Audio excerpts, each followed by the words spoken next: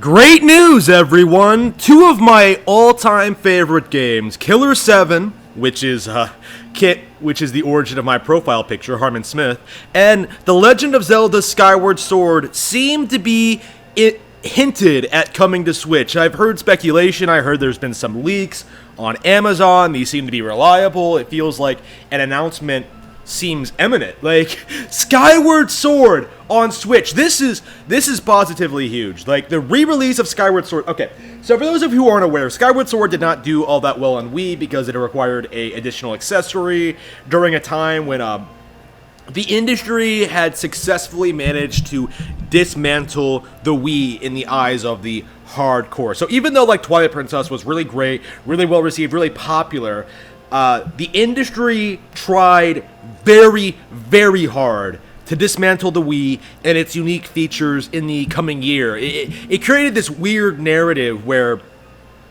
like the Wii had no games when really the Wii was the only console worth owning in that console generation.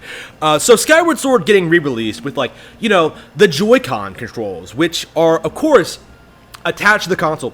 It's very possible that this game, which is, of course, almost a decade old, this game is going to come out, reach an entirely new audience, and become a classic. Why? Because it's the only motion-controlled sword fighting game on the market right now. So if it gets re-released, this is going to be a game ahead of its time. Like, this is going to be a game, people are going to be shocked that this was a Wii game, right? People are going to be, like, amazed, like, wow, I was told that the Wii controls didn't work, but here, with these Joy-Con controls, they're suddenly fantastic. Now, I expect something similar is going to happen to Star Fox Zero, maybe in, like, another couple of years, but Skyward Sword is positively one of the most underlooked Zelda games of all time. Like, I am shocked. I am extremely appalled at the attitude certain people have when it comes to this game. Like, I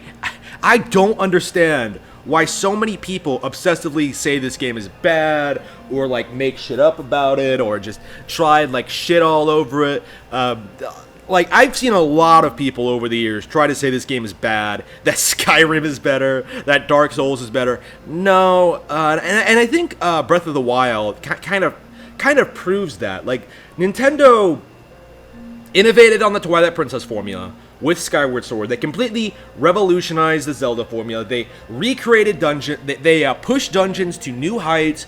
The combat was better than ever. Skyward Sword was phenomenal. And then they completely did something different and also great with Breath of the Wild. So I am eagerly awaiting the re-release of Skyward Sword. Now, Killer7, I recently bought the game on PC.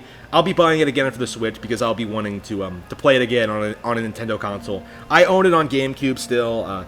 One of the most hard-hitting, brutal political dramas I think I've ever seen in my life in any medium. Like, this is true art. This is something that's clearly made for this is clearly Suda going full Suda, and it's so entertaining while being so engaging and so memorable. Like, I'll be doing a Let's Play for sure on Nintendo Switch on this channel when that game comes out. I am very, very much looking forward to that. But Skyward, again, Killer7 as well was an extremely overlooked title for the GameCube. Like, isn't it funny how all these GameCube games keep getting, all these old Nintendo games keep getting re-released and keep being successful? How Ocarina of Time can come out and sell as much as Final Fantasy VII R, a complete overhaul of the original. You can have you have the Skyward Sword, you have the already successful Wind Waker HD and Twilight Princess HD. You know, what exactly is Skyward Sword going to add to the table? It's very possible it could add completely new content because it's been a while since the original came out. So they might like it. The main thing I think they're going to do is, like, maybe change the way the controls work, because I don't think the Joy-Cons work exactly the way the Wii Remote Plus does, but we'll have to see about that. But regardless, I am positively thrilled about two of my favorite games coming out on my favorite console. Skyward Sword is fantastic, and I cannot wait for for those of you who have not had the chance to play it.